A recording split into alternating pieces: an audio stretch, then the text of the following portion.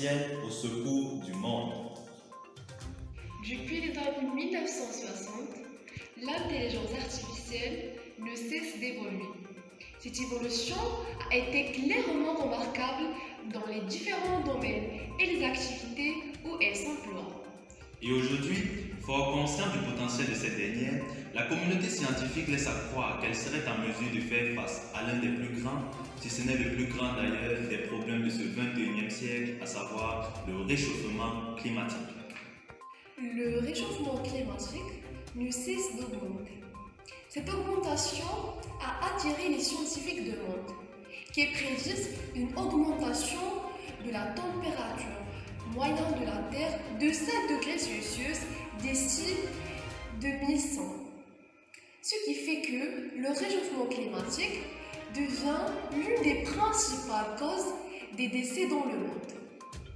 Alors, pour y remédier, certains États entament dès à présent des transitions qui pourraient être totales, de leurs villes industrielles à des villes intelligentes ou bien smart cities.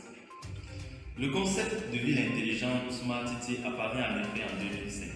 Elle désigne des villes utilisant les technologies de l'information et de la communication, notamment l'intelligence artificielle, pour améliorer et optimiser la qualité des services urbains. De ce fait, l'intelligence artificielle employée au sein des villes pourrait être un moyen de prévision, d'atténuation ou encore d'adaptation face aux différents phénomènes liés au changement climatique. Ainsi, les villes misent sur l'insertion de l'intelligence artificielle au sein de 4 principaux secteurs, qui sont l'industrie, le bâtiment, le transport et la prévision météorologique. Pour en discuter, nous serons en compagnie de 2 autres journalistes, à savoir Soukaina Ejbiri et Ali Assim. Soyez le bienvenu.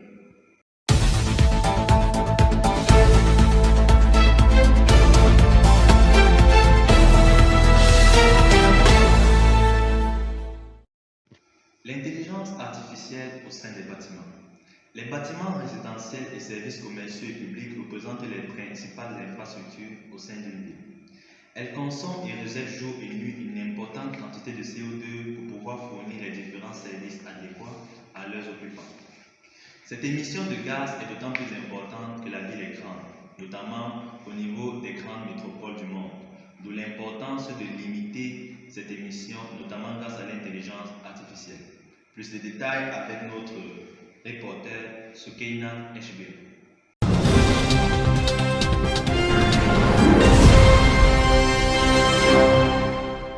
Dans la ville intelligente, l'immobilier doit être durable et intelligent en déployant l'IA et l'IoT dans leur conception. Ceci permettra de faciliter et d'améliorer la gestion de l'énergie et voire de réduire les consommations. En fait, les bâtiments sont responsables de 40% de la consommation de l'énergie totale et de 36% des gaz à effet de serre. Donc, découvrons comment les bâtiments intelligents peuvent réduire les consommations et mieux la gérer. D'abord, pour faire face à l'enjeu énergétique et celui de l'évolution des usages dans les bâtiments intelligents, il faut veiller à utiliser des matériaux isolants et plus durables, à gérer l'énergie utilisée et surtout à penser au déploiement de tous les dispositifs de la ville intelligente dès leur conception et leur construction. Car certains services connectés ne peuvent être installés que s'ils ont été prévus dès la construction. De plus, les mécanismes d'effacement et d'autoconsommation doivent être ou sont plus facilement installés s'ils sont envisagés dès la conception. L'immobilier tertiaire s'adapte à l'usage voulu. Ceci est plus bénéfique dans le cas des immeubles de bureaux. Ils se réorganisent au profit de modes de travail et d'organisation plus collaboratifs, flexibles et collectifs, comme le FlexDesk ou le coworking et le coworking. Solutions éprouvées et standardisées, connectées et maîtrisées.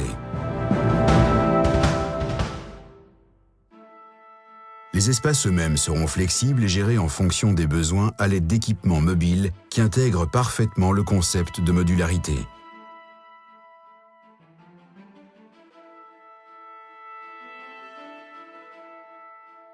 Ces bâtiments offrent une mixité d'activités au sein d'un même immeuble, entre espaces résidentiels, de travail et de loisirs, avec différents services, sport, restauration, etc.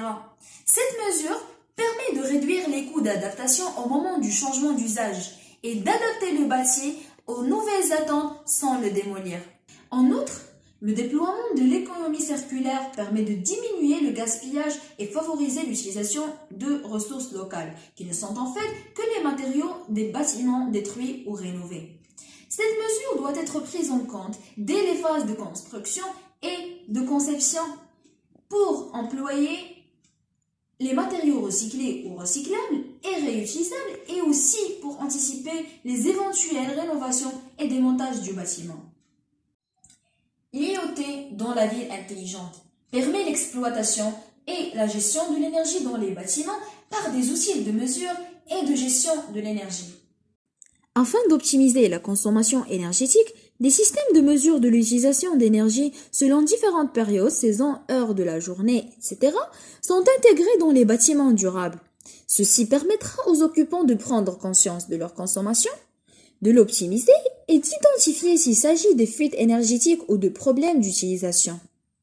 Et pour mieux gérer la consommation de l'électricité, on a créé des systèmes de gestion de l'énergie ou les smart grids, qui permettent de diminuer la consommation à un instant donné. Via un pilotage directement par les usagers ou par un contrôle centralisé en temps réel, ces systèmes peuvent prévoir les niveaux de production et de consommation en combinant données météorologiques, architecturales, énergétiques, etc. et réorienter les flux énergétiques entre différents bâtiments.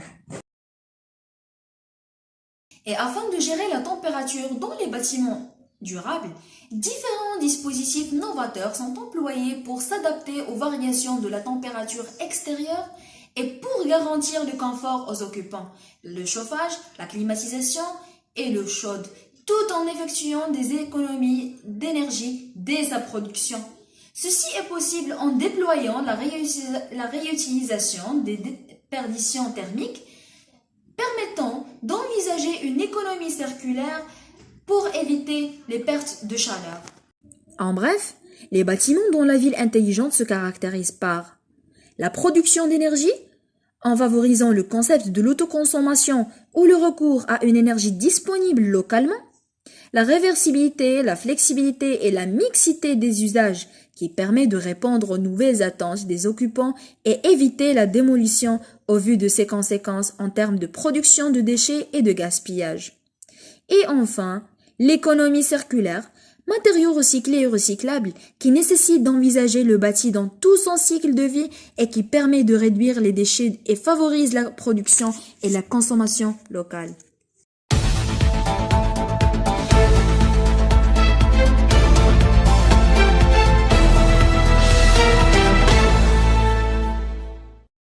L'intelligence artificielle au sein de l'industrie. L'industrie est un secteur qui fait son apparition dans les villes européennes au XVIIe siècle. Ce secteur ne cesse d'évoluer au cours du temps et cette évolution est accompagnée par une augmentation des gaz à effet de serre comme le CO2. Aujourd'hui, le nombre d'émissions est si important que de nombreux accords sont en cours de négociation afin de limiter l'émission. L'intelligence artificielle, dans ce sens, a également de bonnes possibilités. Alors pour plus d'explications, on vous laisse avec notre reporter Florian Leboussi.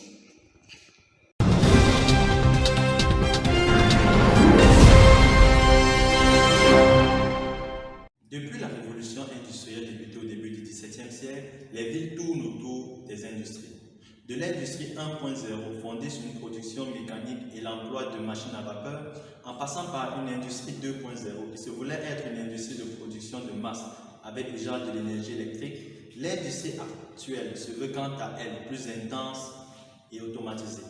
Elle fait beaucoup plus recours à l'électronique et aux technologies de l'information et de la communication. Elle est également beaucoup plus gourmande et plus polluante que ses prédécesseurs. Pour y remédier, une nécessité d'employer de nouvelles méthodes de production plus respectueuses de l'environnement et d'insérer au sein de l'industrie de nouvelles outils est nécessaire. C'est ainsi qu'au début des années 2000 est apparu un nouveau type d'industrie, l'industrie 4.0. L'industrie 4.0 est principalement basée sur la virtualisation et sur l'interconnexion d'objets industriels intelligents afin d'optimiser du mieux que possible la consommation énergétique d'une part et réduire les émissions d'autre part. Pour les grands géants de l'industrie du numérique, l'emploi de l'intelligence artificielle apparaît essentiellement comme une méthode d'atténuation. En effet, il est très difficile pour ce secteur d'opter pour d'autres politiques au vu de la forte dépendance de nos sociétés modernes vis-à-vis du numérique. C'est donc pourquoi toutes les entreprises de ce secteur se tournent vers la recherche de solutions permettant de limiter leur taux d'émission CO2 sans pour autant impacter la qualité, la rapidité et le nombre des différents produits et services offerts. Soucieux par exemple de garder leur position de leader sur la recherche Internet, Google va racheter en 2014 DeepMind afin de développer une intelligence artificielle pour réduire sa dépendance en énergie fossile et achever sa transition vers le 100% énergie renouvelable. Les autres grands géants du numérique tels que Facebook, Apple et IBM suivent de très près le pas en annonçant de temps à autre les différents résultats obtenus par les différentes équipes de chercheurs, de quoi calmer pour un instant l'opinion publique. Pour les industries du secondaire et du nucléaire, on note l'usage grandissant de capteurs pour la collecte d'informations au niveau des différentes étapes de la production afin d'analyser celles-ci via l'intelligence artificielle qui pourra ainsi alors servir d'aide à la décision. Également, Cédric Villani en mars 2018 au Collège de France avait présenté dans son rapport l'intelligence artificielle comme étant indispensable pour limiter les consommations d'énergie des industries et de ce fait limiter leurs émissions carbone.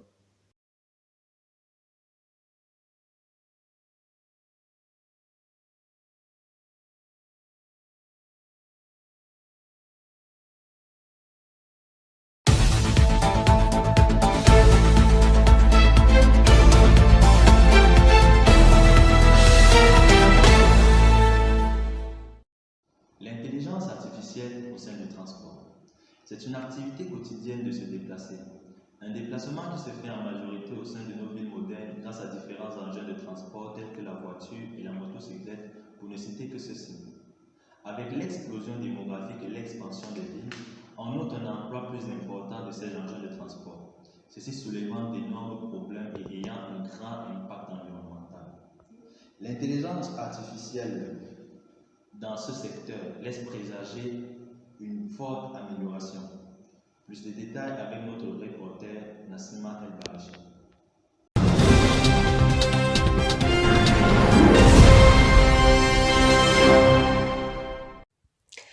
Le transport est le deuxième contributeur de gaz à effet de serre, derrière la production d'énergie et d'électricité, ce qui pousse les experts du domaine à chercher des moyens plus adéquats pour résoudre ce problème.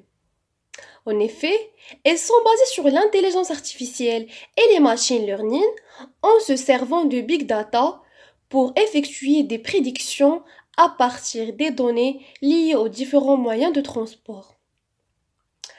En 2010, Google annonçait relever le défi de la voiture autonome Google Car, dont le concept de développer un système de conduite autonome permettant à l'auto équipé de rouler sans que l'intervention d'un conducteur soit nécessaire.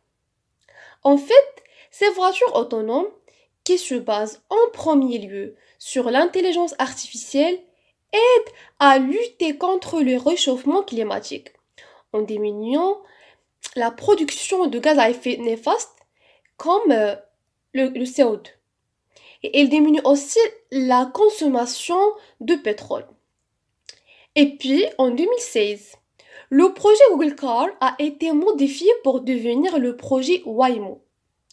L'objectif est d'accélérer l'automatisation des algorithmes d'apprentissage profond, c'est-à-dire le deep learning, utilisé pour la conduite autonome, afin d'avoir une plus grande efficacité énergétique, ce qui aurait pour conséquence une moindre pollution pour la Terre.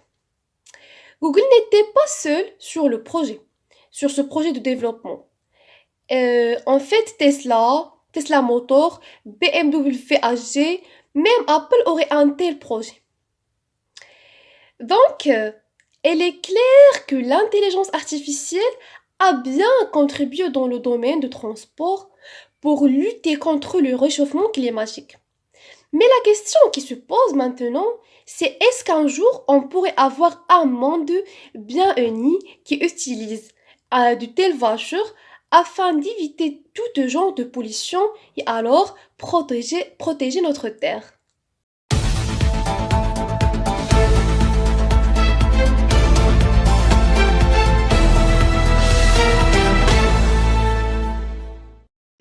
L'intelligence artificielle et les prévisions météorologiques.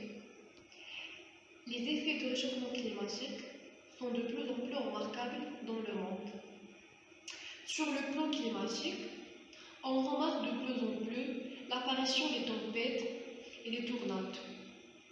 Alors face à cette urgence, il est primordial d'adopter une stratégie d'adaptation telle que la prédiction de ces phénomènes climatiques en se basant sur l'intelligence artificielle. Plus de détails avec M. Ali Assi.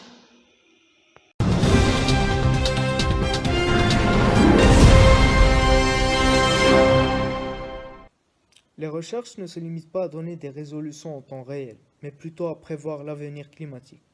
Dans ce sens, les prévisions climatiques jouent un rôle prépondérant, car ça permet de prévoir les probabilités d'observer tel ou tel changement, et ainsi avoir un temps de résolution supplémentaire en cas de catastrophe ou de changement climatique. Ainsi, l'emploi de l'intelligence artificielle a un double avantage, meilleur en termes d'anticipation de certains phénomènes, et il se veut plus rapide. Je vous donne un exemple, le fameux phénomène d'El Niño. C'est un épisode météorologique poussant à la hausse de la température des océans, déplaçant les zones de précipitation et de sécheresse, causant évidemment des pluies torrentielles, tempêtes, feux de forêt, surtout dans les pays tropicaux. Il est donc très difficile de faire face à de telles situations une fois qu'elles se produisent d'une manière aléatoire et sans avoir une moindre idée. Donc, l'emploi de l'intelligence artificielle, spécialement l'apprentissage profond, permet de prévoir l'apparition de ces cycles, les cycles d'El Niño, jusqu'à 18 mois à l'avance, et donc avoir un décalage de temps qui permet de mettre en œuvre certaines actions. Un autre mode d'emploi est celui en agriculture. À partir de la surveillance climatique, des milliers de données, voire des millions, sont collectées et traduites par des outils se basant principalement sur le machine learning, ce qui permet une meilleure intervention dans la gestion des ressources, par exemple dans la lutte contre les parasites, etc.